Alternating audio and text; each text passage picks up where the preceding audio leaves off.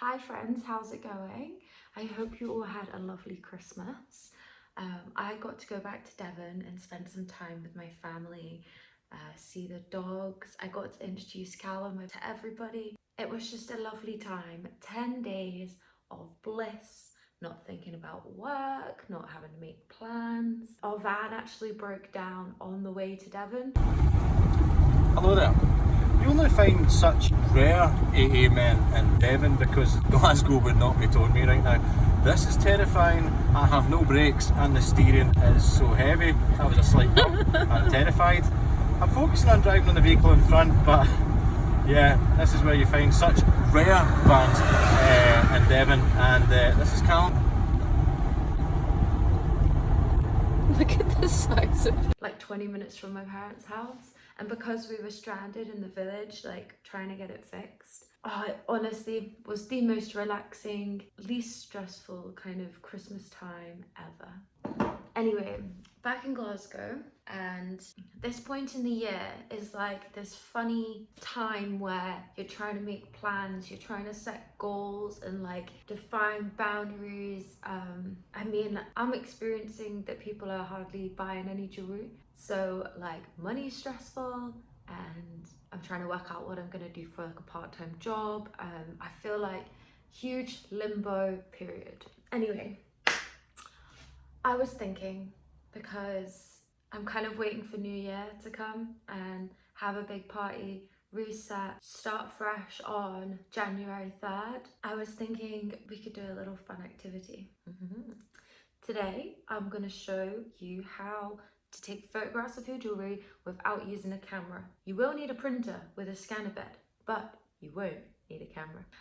It's really fun, and you can get some amazing like groovy effects. They might not be to everyone's taste, and a little bit of the detail is removed from the jewellery. It's more of a creative exercise than like product photography, but I'll scatter some examples around here, and I've got a few more things to do before I'll take you through to the scanning room.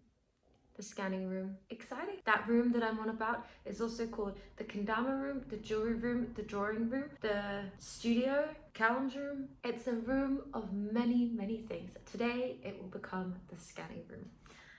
I've got all my jewels in here. I've promised myself I'm going to write in my journal every day, so I'll see you after I've done that. Excuse the messiness of my little flat, but how cool is this mirror? Oh, can you see this? That is sunshine in my north-facing ground floor flat. You guys are witnessing something miraculous. Look, it's even over there. That is rare. I had to film from this angle because, wow.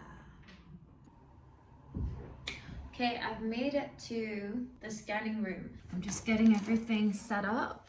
To have a go at photographing your jewellery without a camera, you're going to need a printer scanner, needs to have the scanner bed, and you're going to need a laptop. And then you're going to need some jewellery. I mean, if you're at a loss, go pick some leaves out of the garden and give it a bash anyway. You really can make some cool art. This is the first piece I'm going to scan. It's a solid silver K with black spinels and emeralds set into bottom. I'm just going to place the item in an aesthetically appealing fashion onto the scanner bed. I want it to be, quite circular. I want to make sure all the links are spread out, not over the top of one another. Okay, we are ready to go. So I'm gonna roll the blind down, and just a little bit of light can come creeping in. Because my window is situated over there, this bottom section of the scanner will be the bit that gets a bit lighter. What I've done before is used a cushion or like a blockade to create more of a shadow and prevent the light coming in, but we will just test this and see what happens. Well, it is very necessary that you leave the lid of the scanner open, because you see this is white, and if you put the lid of the scanner down, you will just blow out the background. So to get the effect we're looking for, you have to keep the scanner open and drench it in darkness.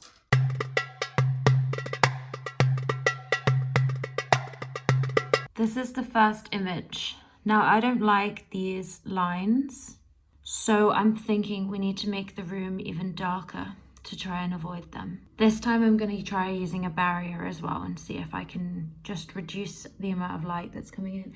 For the next iteration, I'm using a chopping board to cast a bit more of a shadow, prevent a bit more light getting into the scanner bed. But as you can see, the final result of doing that is that it's still far too dark. For this iteration, I have opened the window again. When you're doing this, you have to constantly make adjustments for the lighting conditions. I don't know if you've ever been to proper digital photography studios or digital editing suites, and all the light in there is like perfectly uniform, all the blinds are always down, and you always get like the same outcome. When you're doing this at home with your own printer, it really is a creative project and you will get different results every time. But right, let's have a look. Again, it's still coming out really, really dark, so I'm gonna open the blinds even more. We're emerging back into the world. Let's see what we've got. The lightness of the image is much better now, and you can see the background, but it's still got all these lines in it, so somehow need to work out how to get rid of those or reduce them just a little bit. 1 minute, 37 seconds later. We've got quite a good outcome. I'll just post a picture of it here. But I don't like the layout of the necklace. I'm gonna rework it. I want to instead have like a majestic swirl. So I've laid it in this formation instead. This is the result of the majestic swirl, and I've zoomed in so that you can see the blurriness kind of effect that this technique gets. The last letter K came out really nice. You know what I think would be quite fun is to do a big picture of lots of different pieces. The first outcome, and I absolutely knew I was onto something at this point. I'm now thinking that this could be for like the main photo, the first photo that you encounter when you reach the website. Right, I'm back. I got, got a few other things. I got some like crystals. I've got a brooch, which this will go really well. Whoop. I'm just gonna work out.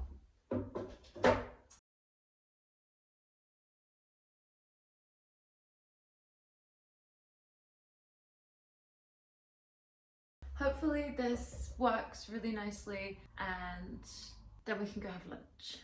Fuck me, it looks amazing! The only thing is this bracelet is too far to the side. Oh, is there anything else we can fit in, Annie darling? I've got these really little, am I looking? Yeah, I'm looking over here in this area. What fell over, what fell over, what fell over? Okay, I'm so excited. I'm actually so excited. It looks great. It looks really great. This last thing is this one. Okay, let's begin about it. Final scan before lunch. Whilst I was on the last scan before lunch, I stood over the top and I filmed from the top, and it has made a lovely shadow. Exactly what I was looking for across the piece. So we go again and we're gonna do this. And we're gonna try create some mystical shadows. I mean, to be fair, one with my hands, maybe like this, over the top could look quite cool too. The problem with this and going for lunch is that maybe my hair too, I can't lose the light, so I can't take a break. Maybe my hair, because it's of the colour, might look quite cool actually over the top. It's ghostly. I mean, I'm gonna try using my hair.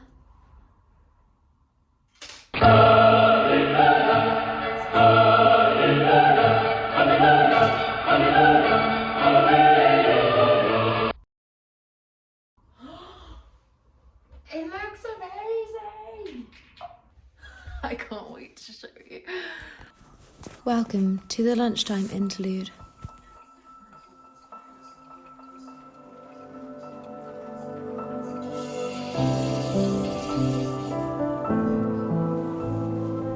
Well, wasn't that fantastic? I ate my stew, had feeling full and warm. My granny gave me half a round of Stilton. Like, imagine that was the full round. I got like this much of it. Oh, I've eaten half of it in 3 days. Okay, so I think that I've got the perfect image. I'm gonna leave it here. We're gonna go to the next room and I'm gonna edit. Okay, the image that I am most excited for is this last one we've done with the hair. This is the image I love. Like, look at it. It's decadent, it's fun, it's full of works. Right, let's put you into Photoshop. Now, once we're in Photoshop, we're gonna add the levels adjustment layer. And so this wants to make it darker.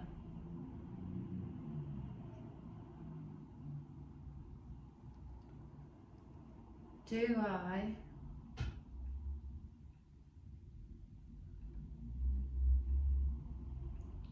personally, I think that I actually quite like it more hazy, but you might like it darker. Other things we could do, you could go curves, and so for this, we find the blackest black, we find the middlest middle, and we find the whitest white.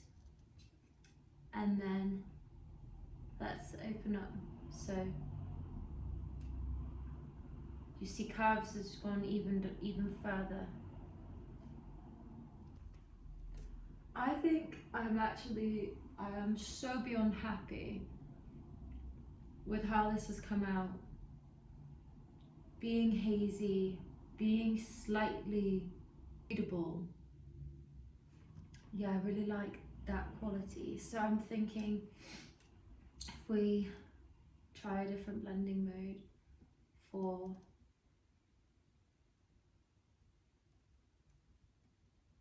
I quite like the darker colour. That's nice.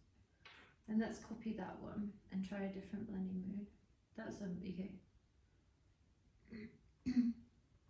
That's too light.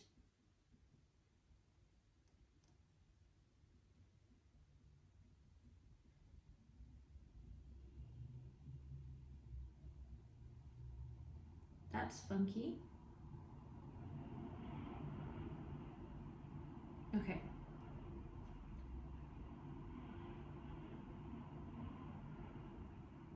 I think that's nice. Just the slightest weighing down of the colours and everything.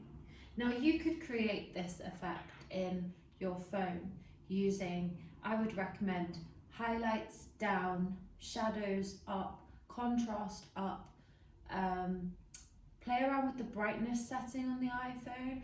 I think that a lot of images today are so bright that actually bringing your brightness down and darkening your image can have a really good effect on its performance. So a few days later now, and my end goal with that image was to get it on the website, on the front page, like, you know, as the homepage image on both mobile and desktop. If you have followed along and enjoyed my rambling, probably slightly chaotic video, why not head over to www.anyotherkingdom.uk and you can check out the final image in all its glory.